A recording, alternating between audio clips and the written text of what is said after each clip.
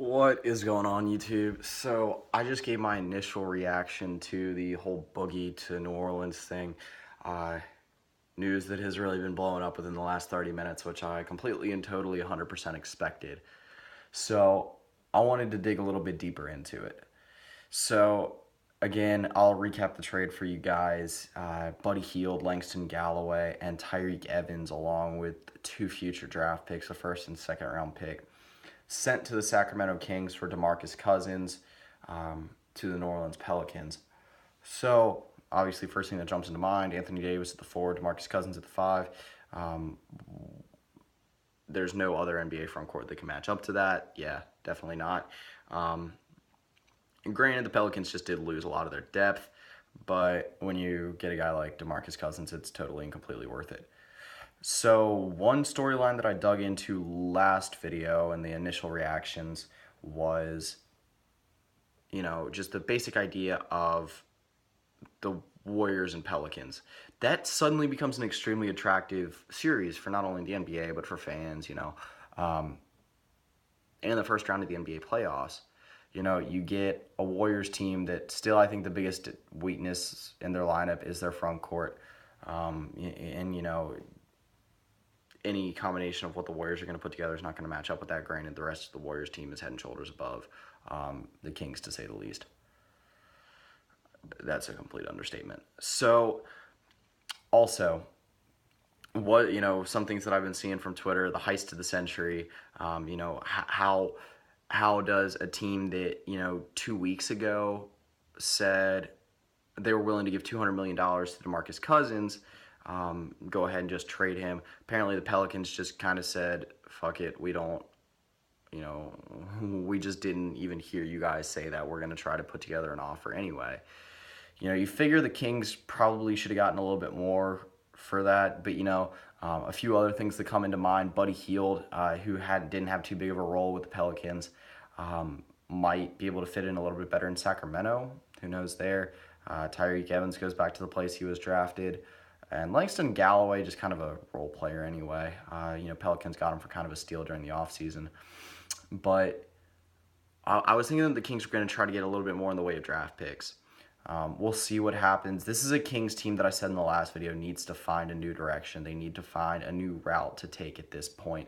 They're so far beyond repair for a season like this, or maybe even a year or two in the future, that it's time to start moving in a different direction. DeMarcus Cousins is a fantastic face of the franchise for any team, and obviously for the Pelicans, he's an enormous add.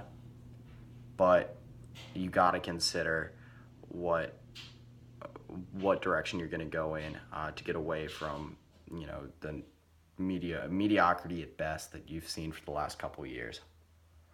I really like this move by the Pelicans. I think everyone does. One guy commented in my last video, pretty good take on the whole DeMarcus Cousins situation right now. Does he have the ability, or do the Kings have the ability to completely lose this trade? And I don't think so. I just talked about them rebuilding, and yeah, that's a great way to think of it. The Kings had to find a new direction. Should they have gotten more for this trade? I think so. But we'll see. Maybe they got some grand plan for a guy like Buddy Hield to be able to fit in with the Kings system.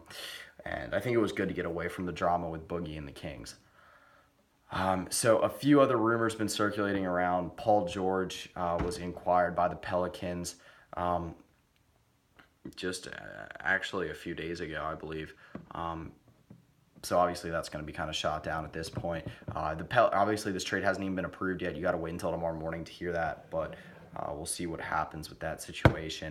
Also, DeMarcus Cousins did not say whether he was going to, or he said that he was not planning on signing an extension with any team if he was traded from the Kings. But obviously the Kings said he wasn't going to be traded, so we'll see what happens there. I mean, they said he wasn't going to be traded in the first place, and he did. So he might be able to re-sign in New Orleans, especially in a situation where he's playing next to one of the best bigs in the NBA, if not the best. So that's an interesting situation as well.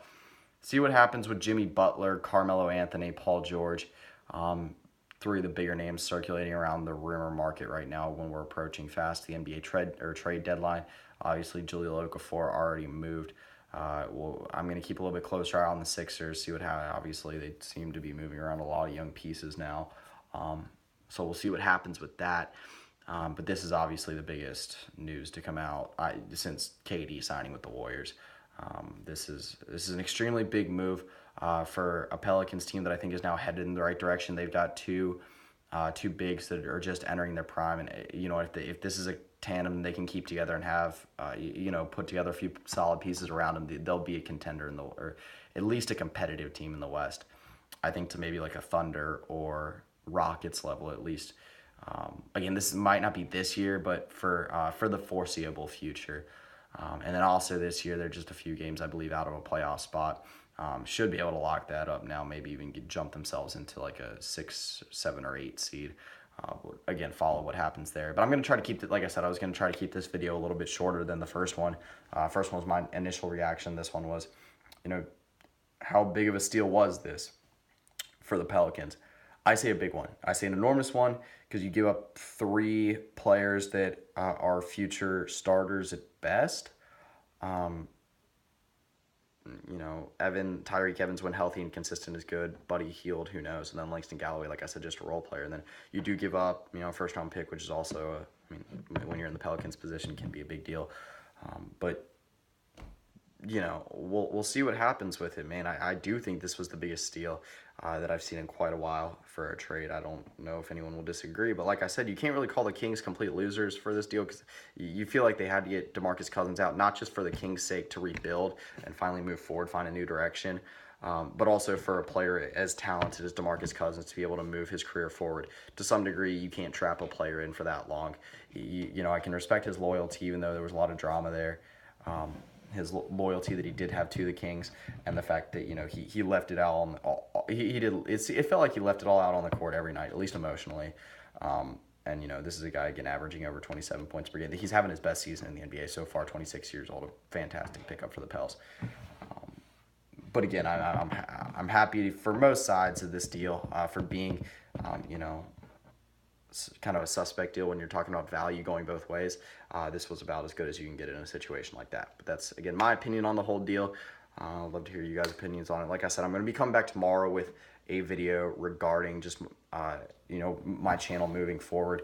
Again, I kind of left just all of people that like watching my videos, or just all my subscribers, in hiatus, which is not something I meant to do. Like I said, just ran into extremely busy time. But we'll see what happens moving forward. It should be an incredibly interesting situation, and I'm excited to see what happens with the New Orleans Pelicans now for the rest of the season. But anyway, that's pretty much it. So yeah.